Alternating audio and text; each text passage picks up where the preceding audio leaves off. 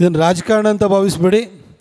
2015ರಲ್ಲಿ ನಾಡಿನಾದ್ಯಂತ ಟಿಪ್ಪು ಜಯಂತಿಯನ್ನು ಆಚರಣೆ ಮಾಡಲಿಕ್ಕೆ ಅಂತ ಹೊರಟಾಗ ನಾನು ಆವತ್ತು ಆಗಲೂ ಮುಖ್ಯಮಂತ್ರಿಗಳಾಗಿದ್ದಂಥ ಈಗಿನ ಮುಖ್ಯಮಂತ್ರಿಗಳಾದಂತಹ ಸಿದ್ದರಾಮಯ್ಯ ಸಾಹೇಬರಿಗೆ ಹೊತ್ತು ಕೇಳಿದ್ದೆ, ಮೈಸೂರಿನ ಜನ ಧನ್ಯತೆಯಿಂದ ನೆನಪು ಮಾಡಿಕೊಳ್ಳುವಂಥದ್ದು, ಅವರ ಅನ್ನ ತಿಂತಾ ಇರುವಂಥದ್ದು, ವಿದ್ಯೆಯನ್ನು ಕಲಿತಾ ಇರುವಂಥದ್ದು ನಾಲ್ವಡಿ ಕೃಷ್ಣರಾಜ ಒಡೆಯರು ಕಟ್ಟಿರುವಂತಹ ಕನ್ನಂಬಾಡಿ ಕಟ್ಟೆಯಿಂದ, ಅವರು ಸ್ಥಾಪಿಸಿದಂಥ ಮೈಸೂರು ವಿಶ್ವವಿದ್ಯಾಲಯದಿಂದ, ಹಾಗೆ ಅವರೇ ಸ್ಥಾಪಿಸಿರುವಂತಹ ಮೈಸೂರು ಮೆಡಿಕಲ್ ಕಾಲೇಜ್ ಇರ್ಬೋದು, ಅವರು ಸ್ಥಾಪಿಸಿದಂತಹ 10 ಕಾರ್ಖಾನೆಗಳಿರ್ಬೋದು, ಪ್ರತಿಯೊಂದಕ್ಕೂ ಕೂಡ ಆಶ್ರಯದಾತರು, ಪ್ರೇರಕ ಶಕ್ತಿ ನಾಲ್ವಡಿ ಕೃಷ್ಣರಾಜ ಒಡೆಯರು.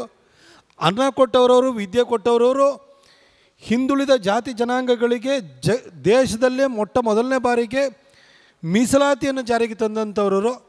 ಅವರ ಜಯಂತಿಯನ್ನು ಒಬ್ಬ ಮೈಸೂರಿನ ಮಗನಾಗಿ ನೀವು ಆಚರಣೆಯನ್ನು ಮಾಡಬೇಕಿತ್ತು ಇಡೀ ನಾಡಿನಾದ್ಯಂತ. ಯಾಕೆಂದರೆ ಇಡೀ ನಾಡಿಗೆ ಅವರೊಬ್ಬರು ಆದರ್ಶಪ್ರಾಯ ವ್ಯಕ್ತಿ ನಾಲ್ವಡಿ ಕೃಷ್ಣರಾಜ ಒಡೆಯರು ಅಂತ ಹೇಳಿದ್ದೆ. ಮೈಸೂರಿನಲ್ಲಿ ಈ ಒಂದು ಮೈಸೂರು ಸಂಸ್ಥಾನದಲ್ಲಿರುವಂಥವರು ಪ್ರತಿನಿತ್ಯವೂ ಕೂಡ ಅವರ ಅನುಭವಕ್ಕೆ ಬರುವಂತಹ 10 ಕೊಡುಗೆಗಳನ್ನು ನಾಲ್ವಡಿ ಕೃಷ್ಣರಾಜ ಒಡೆಯರು ಕೊಟ್ಟಿದ್ದಾರೆ. ಇಲ್ಲಿಂದ ಕನ್ನಂಬಾಡಿ ಕಟ್ಟೆಯಿಂದ ಚಿತ್ರದುರ್ಗದವರೆಗೂ ಇರುವಂತಹ ಕೆರೆಕಟ್ಟೆವರೆಗೂ ಕೂಡ ಪ್ರತಿಯೊಬ್ಬರು ನೆನಪು ಮಾಡಿಕೊಳ್ಳೇಬೇಕು. ಮೈಸೂರಿಂದ ಭದ್ರಾವತಿವರೆಗೂ ಕಾರ್ಖಾನೆಗಳನ್ನು ಅವ್ರನ್ನೇ ನೆನಪು ಮಾಡಿಕೊಳ್ಳೇಬೇಕು. ಮನೆಯಲ್ಲಿ ಲೈಟ್ ಉರಿತಾ ಇದೆ ಅಂತಂದರೆ ಇವಾಗ ಮೈಸೂರು ಲ್ಯಾಂಪ್ಸ್ ಇಲ್ಲ ಬಿಡಿ, ಆದರೆ ಸ್ನಾನದ ಮನೆಗೆ ಹೋದ್ರೂ ಕೂಡ ಮೈಸೂರು ಸ್ಯಾಂಡ್ಲ್ ಸೋಪೆ, ಬಂದು ಲೈಟ್ ಹಾಕಿದ್ರು ಮೈಸೂರು ನಮ್ಮದು ಲ್ಯಾಂಪ್ಸೆ.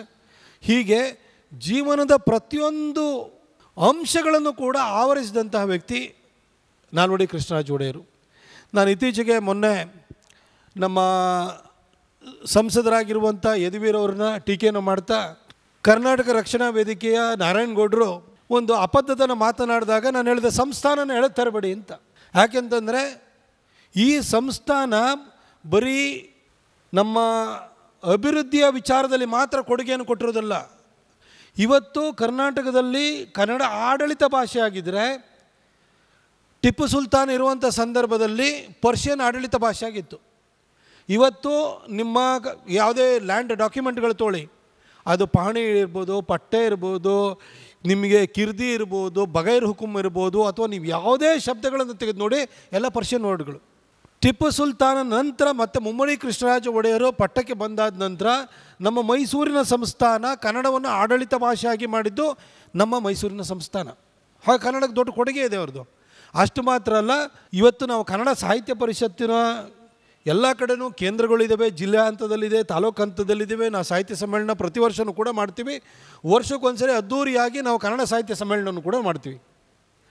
ಆದರೆ ಕನ್ನಡ ಸಾಹಿತ್ಯ ಸಮ್ಮೇಳನ ಇದು ಆಗಬೇಕಾದ್ರೆ ಕನ್ನಡ ಸಾಹಿತ್ಯ ಪರಿಷತ್ತು ಅನ್ನೋದು ಚಾಮರಾಜಪೇಟೆನಲ್ಲಿ, ಮೈಸೂರಿನ ಚಾಮರಾಜಪೇಟೆನಲ್ಲಿ ಒಂದು ಆಫೀಸ್ ಇದೆ. ಅದು 100 ಇಯರ್ ಓಲ್ಡ್ ಅದು ಬಿಲ್ಡಿಂಗ್ ಇದೆ. ಆ ಚಾಮರಾಜಪೇಟೆ ಆಫೀಸು ಸ್ಥಾಪನೆ ಆಗಲಿಕ್ಕೆ ಈ ಕಾರಣ ಯಾರು?